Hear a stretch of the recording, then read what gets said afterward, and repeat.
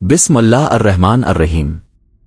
अस्सलाम अलैकुम नाज़रीन, कभी अपने गौर किया है कि हम थकते क्यों हैं? हालांकि हम आराम करते रहते हैं, हम बैठे होते हैं, लेकिन दिमाग दौड़ रहा होता है। हम खामोश होते हैं, लेकिन अंदर शोर होता है। हमारी उंगलियां स्क्रीन पर चलती हैं और दिल खाली होता जाता है। हम एक ऐसी दुनिया में रह रहे हैं जहां खुशी की पैमाइश नोटिफिकेशन से होती है और सुकून की जगह एक्साइटेशन ने ले ली है। इस कल्चर का नाम है डोपामिन कल्चर। लेकिन कुरान हमें एक मुख्तलिफ रास्ता दिखाता है। वो हमें बेचैनी की दौड़ नहीं, बल्कि कनात का सुकून देता है। आज की गुफ्तगू है डोपामिन कल्चर वीएस कंटेंटमेंट। ये सिर्फ न्यूरोसाइंस की बात नहीं, ये दिल, रूह और जिंदगी के मकसद की बात है। जदीद न्यूरोसाइंस के मुताबिक डोपामिन खुशी का केमिकल नहीं है, ये तवक्कों का केमिकल है।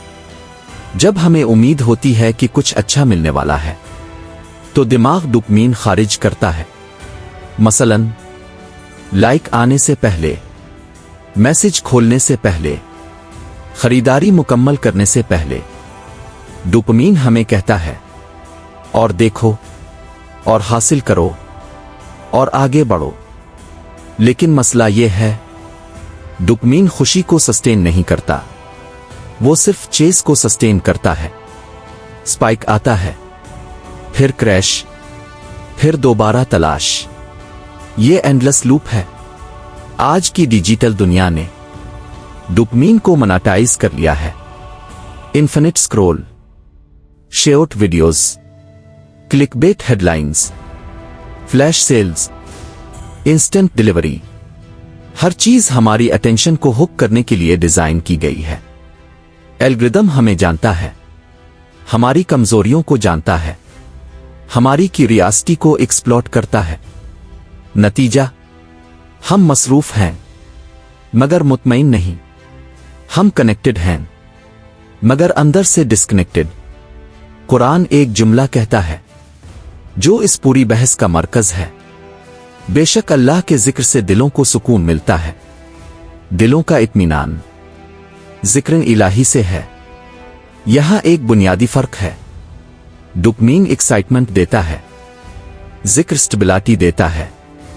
डोपामिन टेम्पररी थ्रिल है, जिक्र लास्टिंग पीस है। साइकोलॉजी एक इस्तिलाह इस्तेमाल करती है, हिदानिक ट्रेडमिल। आप कुछ हासिल करते हैं, खुशी मिलती है, फिर बेसलाइन वापस आ जाता है, फिर आपको कुछ और चाहिए। ये ट्रेडमिल है। आप दौड़ रहे हैं मगर आगे नहीं बढ़ रहे। कुरान हमें इस दौड़ से निकालता है। वो कहता है, अगर तुम शुक्र करोगे तो मैं और दूंगा। शुक्र बेसलाइन को रिसेट नहीं होने देता। शुक्र अप्रिशिएशन पैदा करता है। अप्रिशिएशन डोपामिन लूप को तोड़ देता है। कनात का मतलब यह नहीं कि आप ख्वाब छोड़ दें, आप कोशिश ना करें। कनात का मतलब है नतीजे पर बेचैनी ना हो। आप कोशिश करें मगर दिल अल्लाह पर मुतमईन रहे। आप मेहनत करें मगर कंपैरिजन में ना जलें। ये इनर इंडिपेंडेंस है। जब दिमाग कांस्टेंट स्टिम्युलेशन का आदी हो जाए, लंबी तवज्जो मुश्किल हो जाती है, खामोशी अनकंफर्टेबल लगती है, नमाज में खुशू कम हो जाता है, क्योंकि इबादत स्लो है, इसमें इंस्टेंट रिवॉर्ड नहीं। कुरान हमें साइलेंस की आदत डालता है, तदब्बुर की आदत, रिफ्लेक्शन की आदत। ये ब्रेन को रिवायर करता है। नबी करीम की जिंदगी सादा थी। घर में सादगी, खाने में सादगी, लिबास में सादगी, लेकिन सुकून में गहराई। वो रेस्टलेस कल्चर में भी कंटेंट थे। ये डिप्रावेशन नहीं था, ये फ्रीडम था। Freedom from craving. अगर हम इस कल्चर से निकलना चाहते हैं, एक रोजाना कुछ वक्त बगैर स्क्रीन के, 2 आहिस्ता पढ़ना, तिलावत, 3 शुक्र की आदत, 4 नमाज में आहिस्तगी, 5 रोजा डिलेड ग्रेटिफिकेशन, شروع میں بے اردم ہوگا، لیکن بے اردم کے بعد ڈپتھ آتی ہے۔ جب سٹیمیولیشن کم ہوتا ہے تو سینسٹیوٹی واپس آتی ہے۔ ڈوپامین کہتا ہے نیکسٹ، قرآن کہتا ہے ناؤ۔ ڈوپامین کہتا ہے مور، قرآن کہتا ہے انف۔ ڈوپامین کہتا ہے کمپیئر، قرآن کہتا ہے بی گریٹفل۔ ناظرین، ہم ڈوپامین کے دور میں جی رہے ہیں، لیکن ہماری روح کانسٹنٹ سٹیمیولیشن کے لیے نہیں بنی، وہ سکون کے لیے بنی ہے، وہ تعلق کے لیے بنی ہے، وہ معنی کے لیے بنی ہے۔